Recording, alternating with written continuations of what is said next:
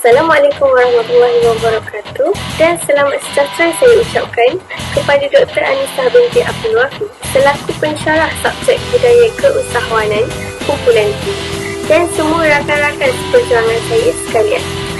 Kami dari kumpulan 3 telah menghasilkan video SSR yang bertemakan Jauhi Dengki. Berikut merupakan ahli-ahli kumpulan saya. Baiklah, dalam video selanjutnya, ahli-ahli kumpulan saya akan membincangkan secara keseluruhan tema video SSR kami iaitu Jauhi Dengki. Jom saksikan. Kes denggi di Terengganu meningkat 4 kali ganda dalam tempoh 6 bulan pertama tahun ini. Usaha menggempur kawasan pembiakan nyamuk Aedes terus dijalankan bagi mencegah penularan demam denggi dalam kalangan masyarakat. Pelbagai inisiatif dianjurkan pelbagai pihak dalam meningkatkan kesedaran. Sebelum kita ingin mencegahnya, jom kita ketahui dengan lebih lanjut mengenai apa yang dimaksudkan dengan denggi dan bagaimana ianya merebak.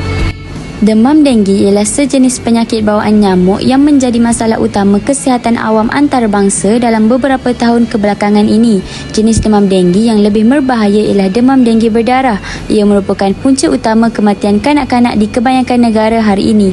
Demam denggi dibawa oleh nyamuk Aedes kepada manusia melalui gigitannya. Demam denggi didapati berlaku di kawasan bandar dan sekitarnya di negara-negara rantau tropika.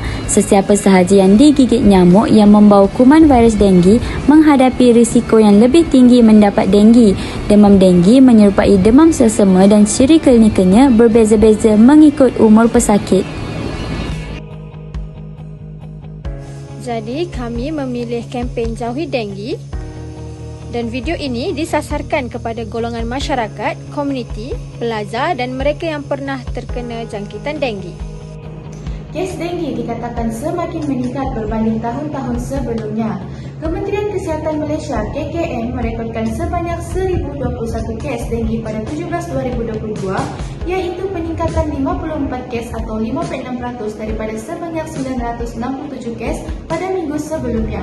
Jumlah kumulatif kes denggi sehingga Mei 2022 adalah sebanyak 12,942 kes berbanding 9,270 kes bagi tempoh sama pada tahun 2021. Ini membabitkan peningkatan sebanyak 3,672 kes atau 39,6%. Umum mengetahui bahawa tiada vaksin khas untuk mencegah penyakit demam denggi. Oleh itu, kaedah perlindungan terbaik adalah dengan mengelakkan gigitan nyamuk dan mengurangkan populasi nyamuk. Antara tips mudah dan berkesan adalah yang pertama, menghapuskan tempat pembiakan nyamuk. Contohnya dengan menutup bekas air menggunakan penutup, membersihkan pasu tanaman, pasu bunga, bekas plastik, saliran atap dan longkang dengan lebih kerap. Tips kedua ialah menutup pintu dan tingkap rumah sekerap yang mungkin ataupun memasang skrin serangga pada tingkap dan pintu rumah.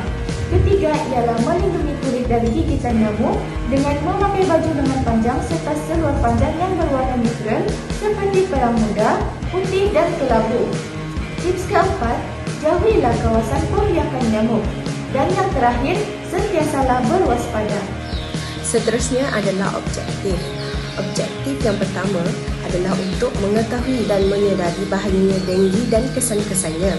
Kedua, dapat memberi kesedaran dan kemahiran dalam pencegahan dan pengawalan denggi. Ketiga, dapat menyemai sikap tanggungjawab untuk melindungi diri, keluarga dan orang lain daripada jangkitan denggi. Keempat, dapat membentuk masyarakat yang prihatin terhadap persekitaran sekeliling. Kempen Jauhi Denggi yang diadakan memberi kesedaran kepada para pelajar tentang kepentingan penjagaan kebersihan diri dan juga kawasan persekitaran.